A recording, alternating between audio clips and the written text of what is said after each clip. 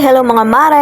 For today's video, ang tanong nga mga mare, pag nawawalan nga ba kayo o nauubusan ng gas, anong ginagamit nyo? Pues, ito na nga ang sagot sa katanungan nyo. Pag naubusan nga kayo ng gas, ito nga ang mini rice cooker. Meron na nga siya kasamang steamer at ito ang cover niya. Makapal nga ang takip nito at may kasama nga itong cord. Ikaw na nga lang maglalagay ng adapter. At ito na nga yung pinaka mini rice cooker niya nga. Ito, non-stick na nga ito. Makapal at tamang-tapang nga lang. Pag naubusan ka ng gas, ulat nagmamadali ka. May on and off nga din to at ito nga pala yung ilalim. At dito mo nga ikakabit yung cord pagka magsasaing ka na kung ano man ang gagawin mo. Heto nga mga mare yung mga kabuuan niya at ipapakita ko nga sa inyo na pwede ka nga magluto dito, magpainit ng tubig. Katulad nga nito mga mare, nagpainit nga ako ng isang taas ng tubig para nga ako'y magkakape. Ay naku mga mare, napakabilis niya nga kumulo. 3 minutes nga lang makakapagkampi ka na agad-agad. Pwede ka nga rin dito magpirito mare ng mga hotdog. Katulad nga nito, nagpirito nga ako ng 4 na hotdog. Grabe, ang bilis nga makaluto dito ng hotdog. Pwede ka rin naman magsangag dito mga mare.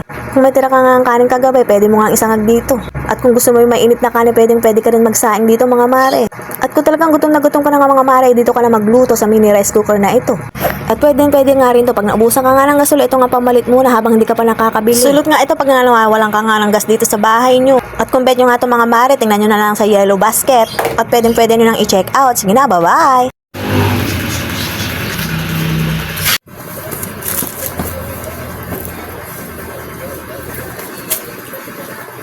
Hi! Hello mga mare! Heto nga't samahan niyo ako mag-unbox dito. Dumating kasi yung free sample ko galing kay TikTok. Kaya heto, umpisahan ko na i-promo. Yes mga mare, sa Faga affiliate ko nga. Nagkakaroon nga ako ng gamit nang walang binabayaran. Dahil nga sa pagre-request ng free sample, eto si seller, pinayagan na ako mag-promote ng kanilang items. At tamang-tama nga ito dahil dalawang unan nga ang dumating sa amin. Buy one take one na nga ito mga mare, 152 pesos lang. Mabibili mo na tong dalawang to. Bukod pa nga dyan mga mare, legit nga ang cotton nga. Sobrang lambot niya nga mga mare, napakasarap nga yakapin. Tindahan nga dito mga mare, pwede mo siyang palitan ng punda dahil nga di-zipper nga ito. Ililipat mo nga lang yung bulak pagka ulit papalitan mo na ng punda. At siya nga pala mga mare, pwede kang mamili ng mga kulay. At dahil nga team asol nga tayo, ay dark blue nga itong pinili ko. At kung bet nyo nga mga mare, lalagay ko na lang sa comment section yung link kung saan mabibili. Tingnan nyo na rin sa yellow basket at i-check out nyo na. Hindi nga kayo magsisisi mga mare, buy one take one na nga ito sa halagang 152 lang.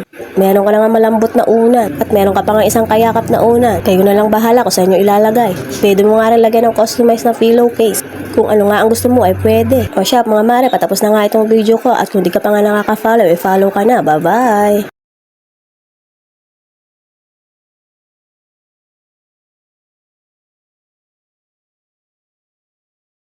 Hi! Hello mga mare! Meron nga ako sa inyong tips mga mare pag nawalan nga kayo ng gas. Naku, ang mahal pa naman ang pagre-refill ng gas ngayon. Kaya heto lang ang pamalit habang wala pa nga perang pambili. Napakaganda nga nito mga mare at tamang-tama nga pag nawalan nga tayo ng gas. Multifunctional cooker nga pala to ng Hodek. At hindi nga to basta-basta, Hodek kasi ito. At talaga nga kinikilala pagdating sa pagluluto. At tingnan naman mga mare, ingat na ingat sila sa pagpapadala. Napakahigpit nga ng bubble wrap nila para iniiwasang mabasag nga ang mga gamit nila. Heto nga't binubuksan ko na nga ito isa-isa. Talagang hindi ka nga magsisisi mare pag chinek out mo nga ito. Unang kita ko pa nga lang mare ay napawaw na nga ako. Heto nga't iisa-isahin ko nga sa inyo to. Heto nga yung takip mga mare, napakaganda nga, transparent nga para kita-kita yung niluluto mo sa loob. At ito nga pala yung cord, hindi mo na nga kailangan bumili ng adapter dahil direct na nga ito. At ito na nga pala yung multifunctional cooker mga mi. Kagandahan nga mga mi, may balancer nga ito. Pwede mo ilagay sa number 1 at number 2. Pag i-off mo nga mga mare, i-neutral mo nga lang yung pindutan. Siyempre mga mare, non-stick na nga ito. Hindi ka nga mahihirapan sa paglilinis dahil pupunasan mo na nga ito after mo hugasan. 2 liters na nga ang capacity nito, pwede ka nga magpirito, maggisa ng gulay at magluto ng mga sinabawan. At kung malit na pamilya na nga lang kayo, katulad namin apat kami, pwede nga sa'yo saktong-sakto. At kung nagbo-board ko nga lang itong mga mare, ito na nga ang bagay na bagay sa iyo. Ito na nga, itatry ko na nga magluto, saktong-sakto nga hapunan na, kaya magigisa na nga ako dito ng gulay. Marami namang pagpipili ang kulay mga mare, may puti at may pink. At dahil nga team asul tayo, ay blue na nga itong pinili kong kulay. Tara mga mare, samahan nyo na ako maggisa dito. Umpisahan na nga natin.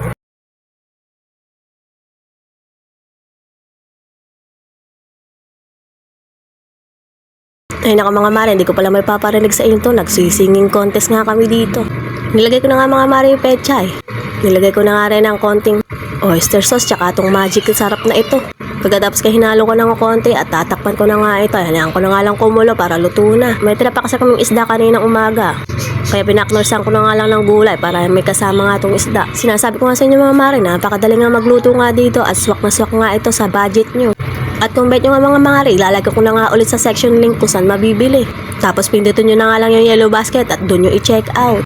Heto na nga sinasabi ko sa inyo mga mare na pwede mong lakasan to at pwede mong hinaan. May 2 terms na nga ang pagpapainit dito.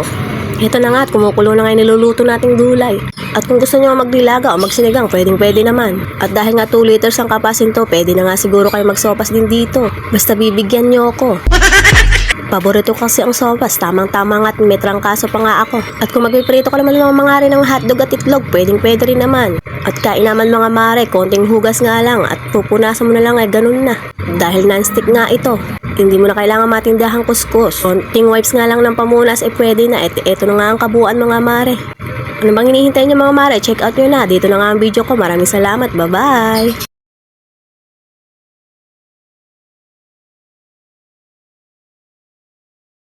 Hi, hello mga mare. Umagang-umaga nga'y napakadilim nga ng panahon dito sa amin. Nagbabadya na nga ang umulan at eto na nga maya-maya umulan na nga ng kaunti. Pero okay lang na umulan mga mare, nakalaban naman na ako kahapon. Para naman lumamig-lamig dito sa loob ng bahay para na kasi kami sinisigaan dito. Maya-maya nga mga mare, bigla na nga lumakas yung ulan at yung tubig nga ay bigla ring tumaas. Apaw na naman kasi yung drainage sa kalsada. Kaya nga yung tubig doon bumabagsak dito. Kaya naman mga mare, naging alerto na nga ako. Itinaas ko na nga itong mga gamit ko dito sa higaan. Dahil pataas nga ng pataas na nga yung tubig. Alam niyo naman mga mare na kami tatlong mag-iina lang nandito sa bahay. Kaya naman walang maaasahang lalaki na magbubuhat. Kaya hanggat maagat mababa po yung tubig ay magtataas na nga ako. Mahirap nga kasi magtaas pagka medyo malaki na nga yung tubig plus may dalawak pa akong maliit na bata. Ang bahay nga namin mga mare, kapag nga umuulan ay umuulan din dito sa loob. Butas na kasi itong mga yero namin, hindi naman napalitan gawa nang wala pa kaming pera. Kasi nga yung sahod lang ni Mr. Cash lang sa pang-araw-araw namin hanggang kinsena. At paminsan-minsan nga kinukulang pa kaya nga tis-tis nga muna dito pag umuulan ay umuulan nga rin dito sa loob ng bahay namin. Nakahanda na may palanggana at mga timbahan namin. Pag malakas na nga ang tuloy, tatapatan ko na lang ng ganun. Kung may budget nga lang para dito mga mare, ay nako marami nga akong balak dito sa bahay namin. Isa na nga itong bubong namin. Balak ko sana palitan ng mga bago to at pataasan nga kahit hanggang 4 na hollow blocks pa. Para mapataasan ko din yung flooring para nga hindi pumasok dito yung tubig baha. Flooring nga mga mare, balak ko nga rin pataasan na hanggang 2 hollow block. Kahit nga itong kwarto lang. Dahil kalimitan nga mga mare, pagka walang tigil yung ulan na malalakas, ay bumabaha na nga agad dito na hanggang 2 patong na hollow blocks. Kaya gustong gusto ko nga pataasan tong flooring namin, pati nga yung bubukan namin. Ang dami ko nga balak mga mare, pero budget nga ang kulang. Sapat lang sa pangkinsenas na budget tong sinasahod nga ni Mr. Kaya nga gumagawa na nga lang ng paraan para maka-extra dito. Kahit nga paano makatulong kay Mr. sa pang-araw-araw na budget.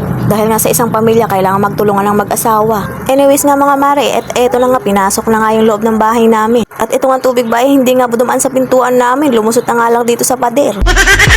Kaya naman inilabas ko ng mga sandata ko. Ito nga timba at isang dustpan. Sasalukin ko nga itong mga tubig baha na pumasok dito sa kusina namin. Aba, itong ulan naman ito. Hindi pa nga natatapos tong lababo kong gawin. Bibinyagan na nga lang agad ng baha.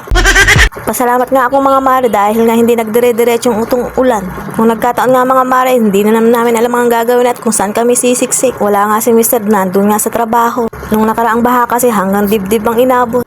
Kaya nasa itas nga kami ng double deck. Sama-sama na nga kami mag-iina doon kasama ng mga gamit namin.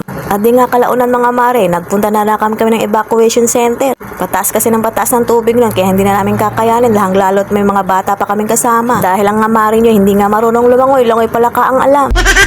O siya mga mare, ipagpapatuloy ko na nga itong pagsasalok ko ng tubig dito sa timba. Kaya dyan na nga muna kayo. At kung hindi pa nga kayo nakaka-follow, mag-follow na kayo. Bye-bye! Hello mga mare, for today's video isang nga maghapon na ulan kahapon. Maaga nga pala nagising yung mga anak ko kaya ito nagsisimula na ako magsinop dito sa loob ng bahay. Pagpasensyahan nyo na nga mga rin dito sa boses ko dahil nga galing nga tayo sa trangkaso.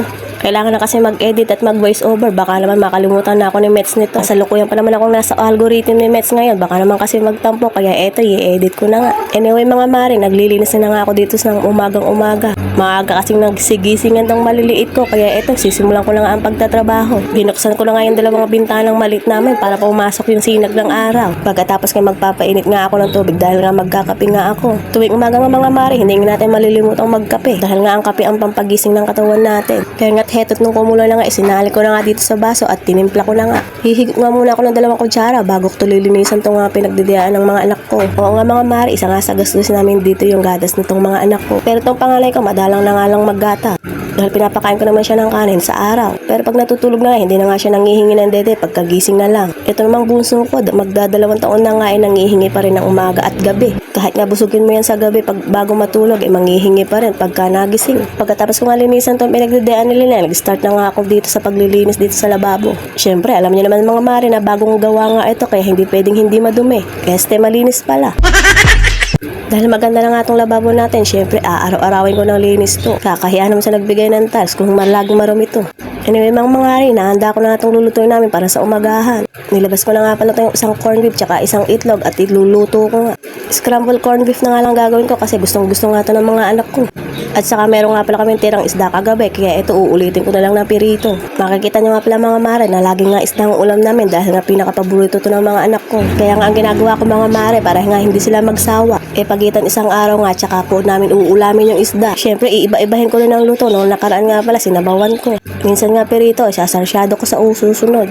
Tapos sa ibang araw naman ay iaadobo. Para-paraan na nga lang mga mare para nga hindi nga magsawa itong mga anak ko sa isda. Sasalitan ko na nga lang gulay tsaka mga dilata. Pag ganito mga petsa kasi mga petsa di peligro na. Syempre nga doon tayo sa makakatipid. At ganito nga laging ginagawa ko habang nga naglulutoy, pinupunasan ko ng mga kalat dito sa lababo. Kahit nung mga panahon na hindi pa nga lang gagawa yung lababo, ganito na nga rin ang ugali ko paglilinis na nga habang nagluluto. Di lalo pa nga ngayon na maganda na, di syempre, punas dito at punas doon na nga ang mangyayari dito.